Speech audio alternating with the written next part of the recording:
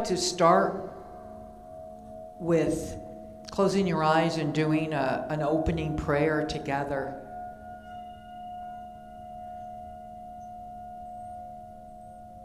Allow the bowls to just open up every cell in your body to the harmony of this universe. So I know there's one power, one presence, one life, one divine energy. That one power is my life and your life right now. As we enter into this journey, the last journey of Jesus, let's open up our heart to see where that journey can take us.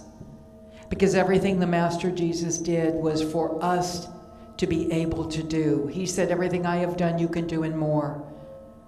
So when we listen to his profound words, we'll have time in between to just move into the silence to see how that affects my life and your life. I bless each one of us to our greatest and highest good, knowing that we awaken to our magnificence this evening around the world, blessing us, knowing that something good is happening. I want to, in this prayer, also extend my heartfelt love and peace to all the families that have lost a member to COVID-19, knowing that they have moved on to something greater.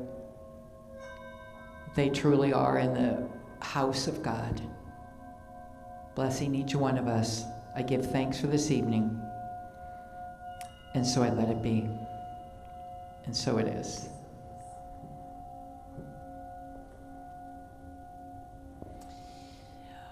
Tonight we have me, Reverend Mary Jean, we'll have Reverend Larry, and we'll have our practitioner here at the center, Marcia Walton. We'll be doing readings from the 7 last words of Jesus. It comes from the book by Reverend Mark Anthony Lord, who's the Unity Minister in Florida right now. So come on the journey with us. The first words Jesus spoke. Father, forgive them, for they know not what they do. Luke 23-34. Forgiveness is the first step Jesus takes as he looks at the people around him yelling and wanting him killed. And this is what he says. Father, forgive them, for they know not what they do. How many of us could do that, could stand there in the midst of people wanting us killed and say that? The reason Jesus could say it, because he knew he couldn't be killed, because he knew his oneness with the divine, with that divine presence, that divine energy, that divine life. We ask for forgiveness to be done within our own heart and mind. We have to forgive any of those that we feel are yelling at us and betraying us. Father, forgive them. Divine energy, the divine master, the divine life. Forgive them. And forgive me for thinking ill about them. Call upon this truth anytime you need forgiveness, because anything that appears outside of you feels like you are separate. If you begin thinking you're separate in life, ask for forgiveness. Anybody that taught us we were separated and we believed it, ask that they be forgiven. Focus on the world. Anybody known or unknown that contributed to our belief that we aren't one, forgive them. They know not what they did or that they do. Know that this forgiveness is working on a deeper level. Knowing that we allow forgiveness to be given. Let images come to you. Breathe in and breathe out.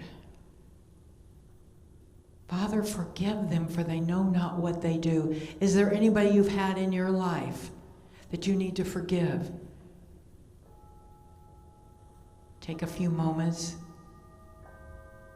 Reflect on who you wish to forgive and include yourself.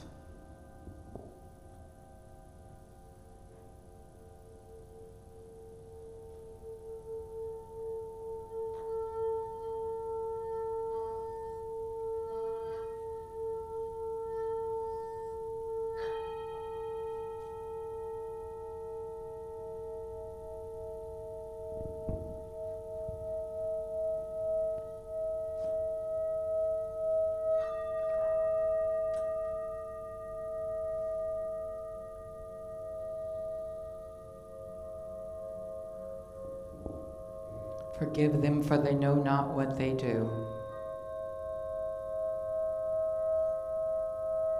We may have felt betrayed or insulted. Forgive them.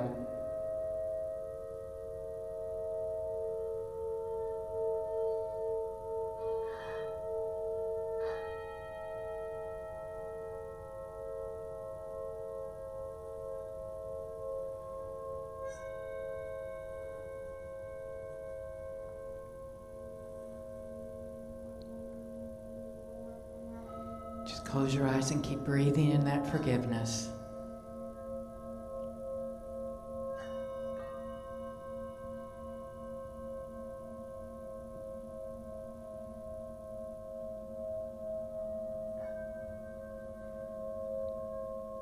And now, our practitioner, Marcia Walton.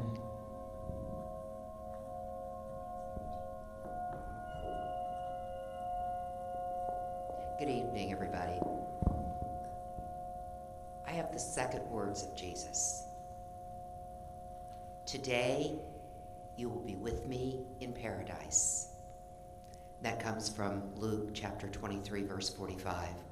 Paradise isn't a place, but it's a state of mind.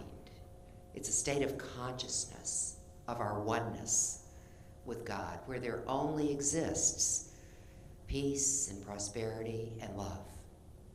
It is in the now. So surrender any belief in separation. Give up this belief. Let go of any false belief that you're holding. The next step in our journey, as was Jesus' journey, is to live in the now. Jesus spoke these words to the two thieves that were on crosses beside him, one on one side and one on the other side. One represents the past and one represents the future. Jesus' focus in the center was on the now. So ask to have revealed to you the kingdom of paradise that is already within you. It's not a place. It's an inside job to be in the now. Today, I choose to be in paradise. I live in the now. As Jesus said, today you will be with me in paradise. Reverend Larry.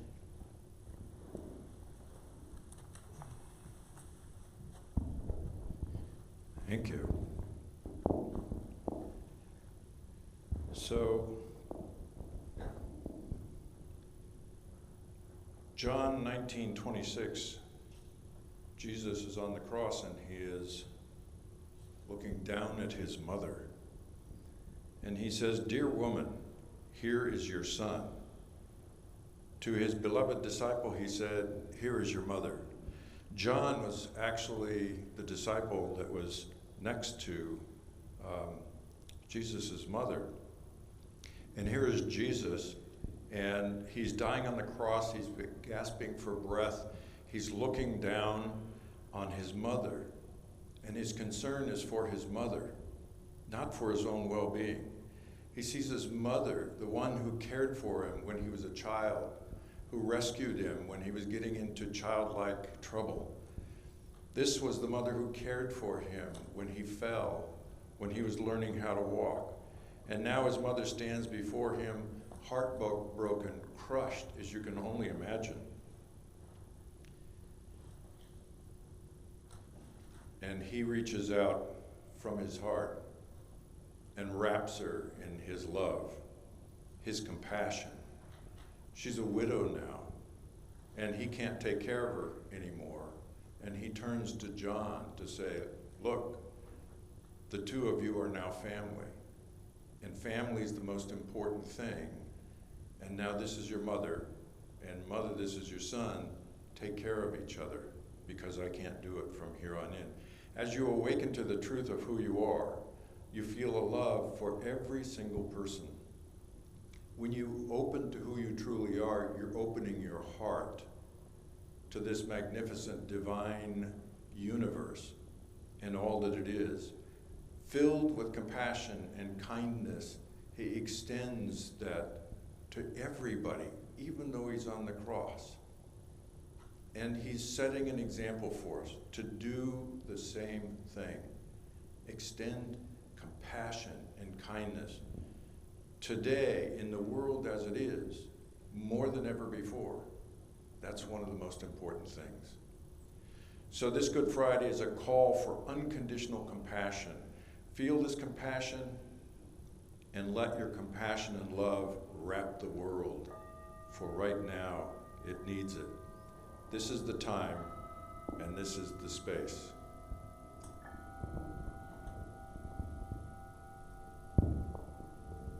And now, a couple of minutes of the sounds and vibration of compassion.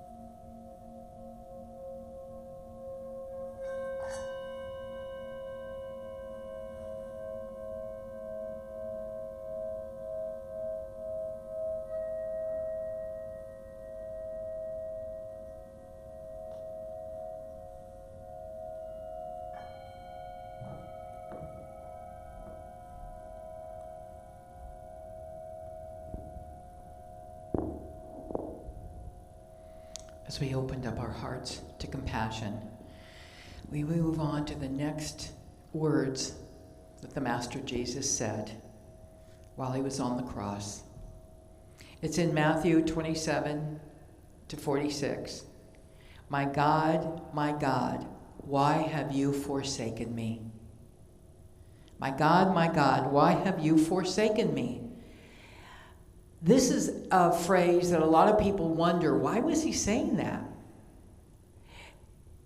He was giving an example also that there is an important path on our important words and power and voice on our path. And some people push away that voice and they have a spiritual bypass. We have lots of times in our own life where we have felt separate from God. We felt our prayers weren't answered. We didn't think God was with us. And some people experience abuse and pain, and they felt forsaken. We spoke our truth, not realizing that God is always with us. God has never forsaken us. I am one with God. Let's say that. I am one with God. It's a powerful message. Today, let that part that comes to the center of our heart and let it be acknowledged, the words and the voices. Because we haven't always realized that we're one with God. And in that place of not remembering, we've called out, "Why have you forsaken me?" God has never forsaken us. And Jesus knew that. He was giving an example again to us, even when he was on the cross. Yes, he felt forsaken in the moment. The healing begins with the willingness to feel our feelings. This is the truth that allows us to let go and pause and let ourselves acknowledge that there may be pain living inside of us. We can let it out. We can let out that pain. We can ask for guidance and love from that divine presence, because our nature is perfect love. We begin moving away from the story into that perfect love. When our prayers weren't answered, yeah, we might have felt forsaken in this life. The healing begins with the willingness to feel the feelings and know that we're always blessed and guided. What we might think we want is the perfect whatever, and yet that divine intelligence knows there's something greater. Not at this time. No, you'll get that job later. No, right now the world is on lockdown in a way, so that we can be going within and discovering our oneness. So we can listen to the stories of compassion and helping other people. So we can be in that presence of the Spirit, just like Jesus was, even as he's on the cross. I know we're not forsaken. I know we're not separate. I know that I and the Father are one. And here is Marcia with the 5th words of Jesus.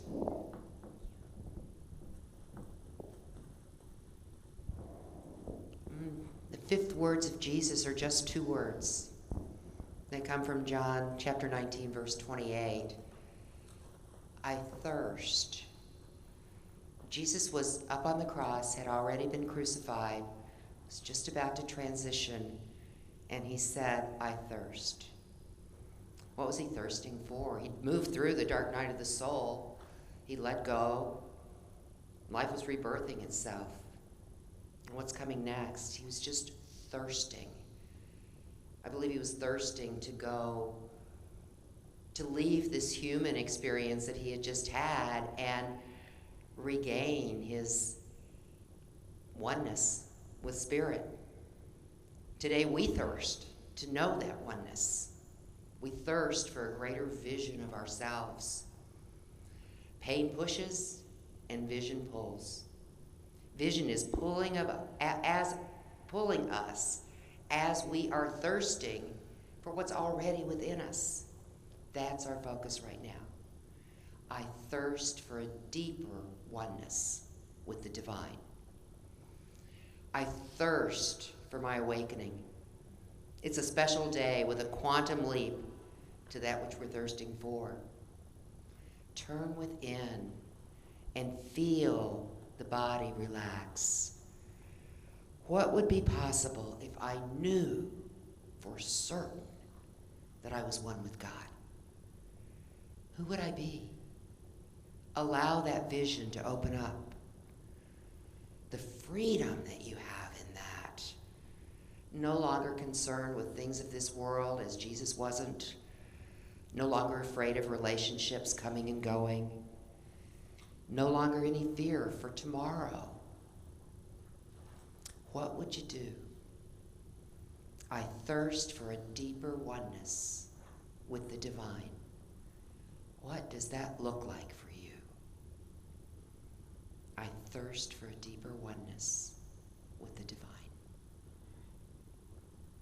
And now the 6th words from Reverend Larry.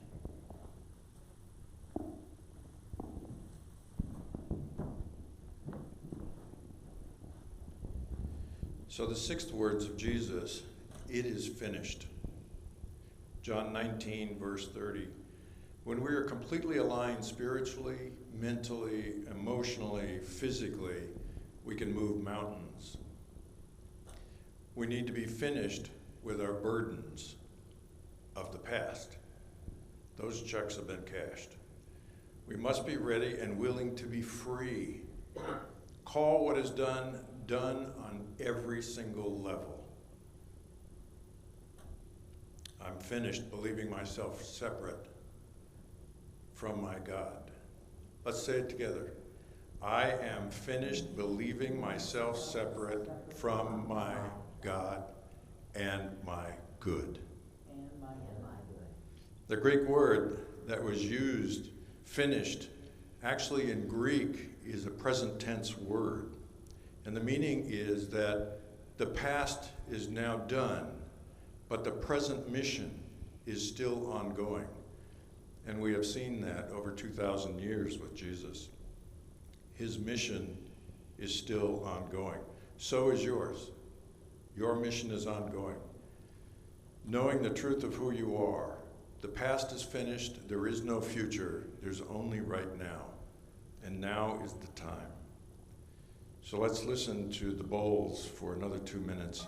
Feel the sounds as they come to you.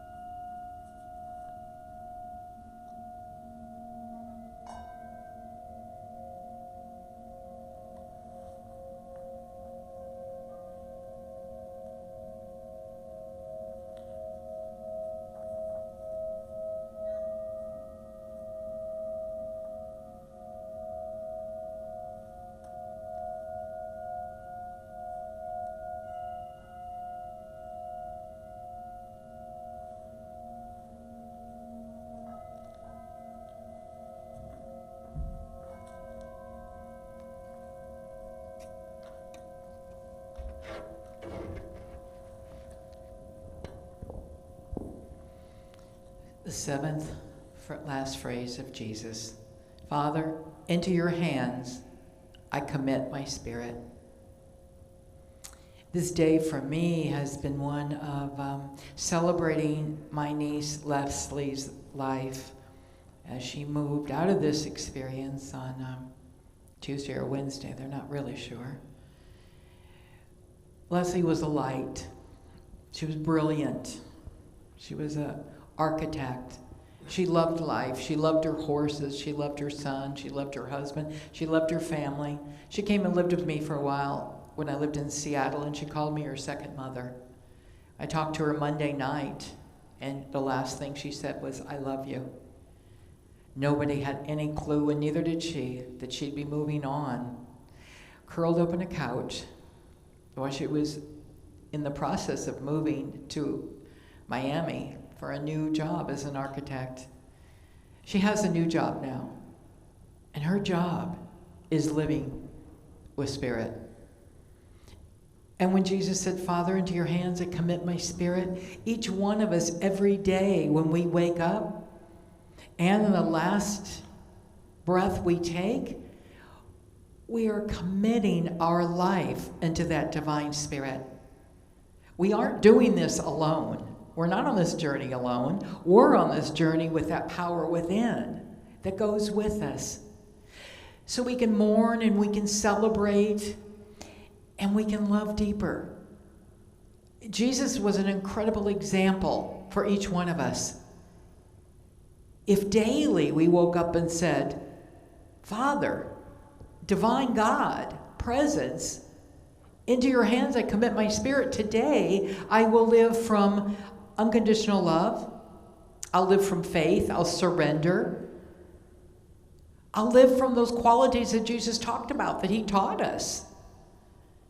His final teaching, surrender. That's the resurrection. When we surrender, it contains all the support and guidance you need for your journey of transformation. Surrender that ego that always wants to be right. Surrender the ego that lives in fear. Surrender the ego that thinks that something isn't perfect. Surrender the ego that thinks we're separate from life or separate from God. Surrender those ideas and instead commit our spirit to that divine presence.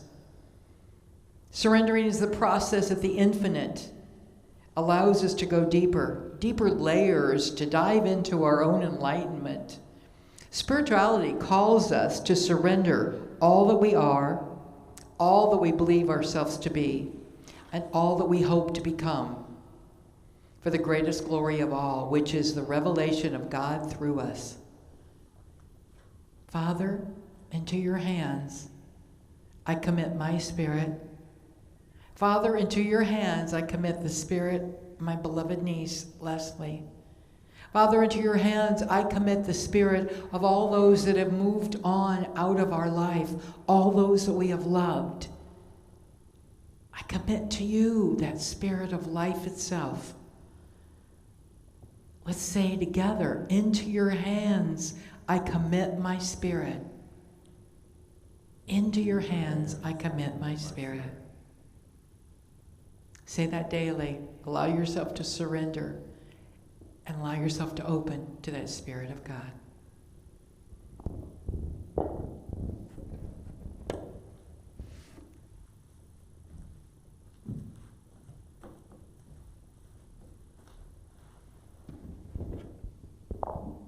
Okay, so that concludes the last 7 words of Jesus.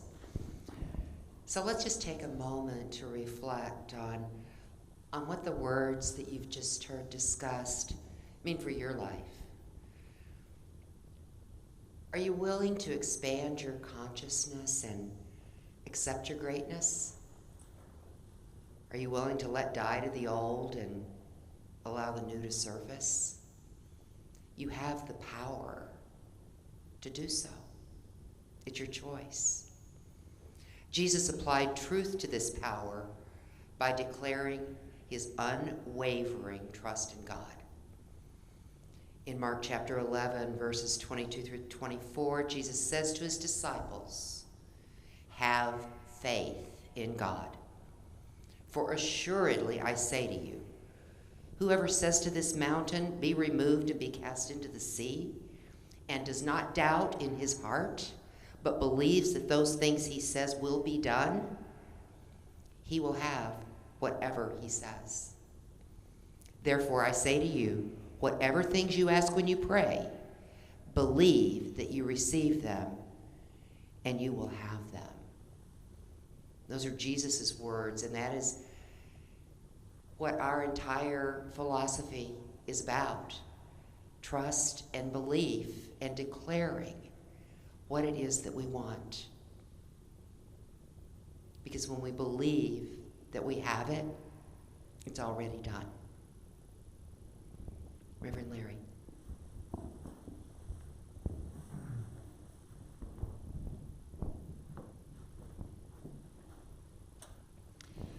So now we've covered the last words of Jesus.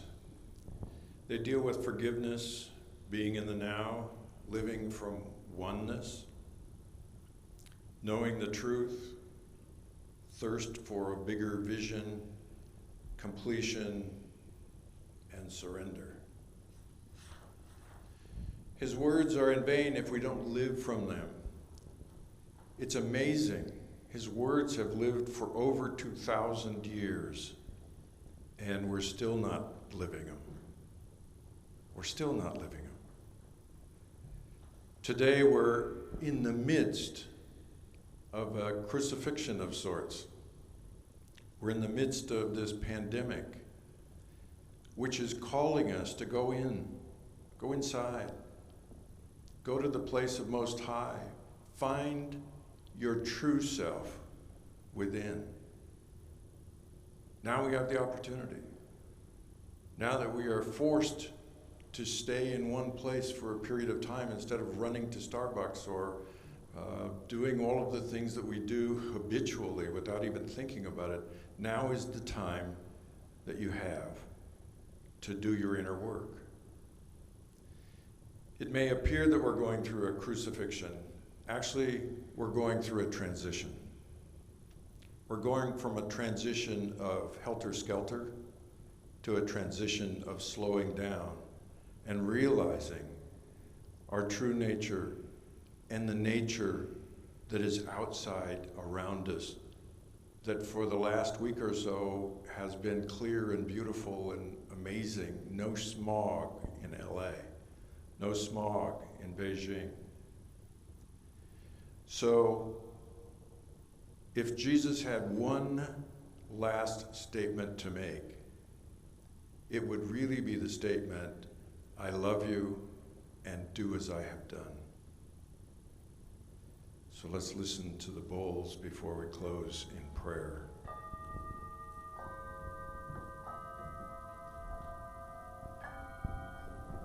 If you'd like to just close your eyes, so we allow the bowls to open up our heart. Surrendering to the greater good right now, for me, for everyone on this planet.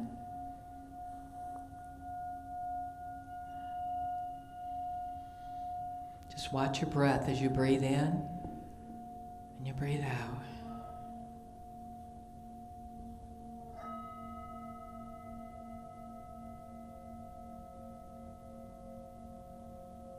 The bowl will remind us that the blood is circulating in our body, that our cells are alive. It's a very sacred time in many traditions when you sit with the bowls and open your heart. Surrender to that love. The love that you are, the love that Jesus talked about.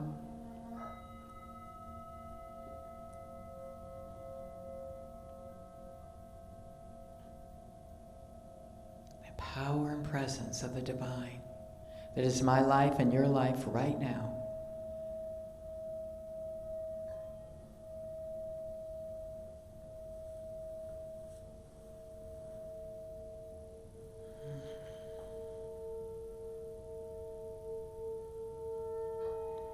Feel that divine magnificence welling up within you.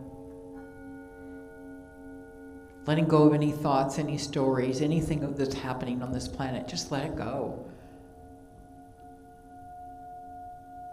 Tonight we celebrate the Master Jesus. A Jewish lad that became an avatar, an enlightened being.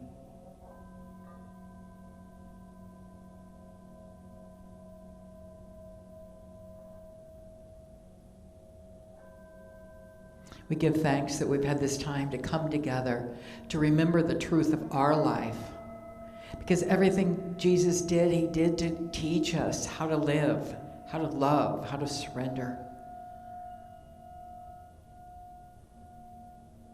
So I just give thanks, immense thanks for this time together, for this opportunity to remember and to celebrate. Celebrate the teachings that we've learned, that we're living. Celebrate life itself. I am so blessed to be here in this experience with you. May we all come together in love with our heart open, recognizing that we are divine. We are magnificent. We are one with that power and presence of Spirit.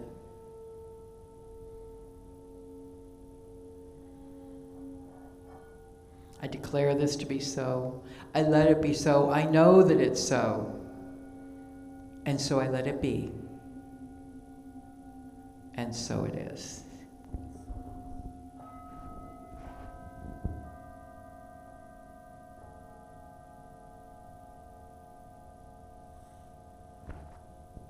Thank you, Sherry Lees.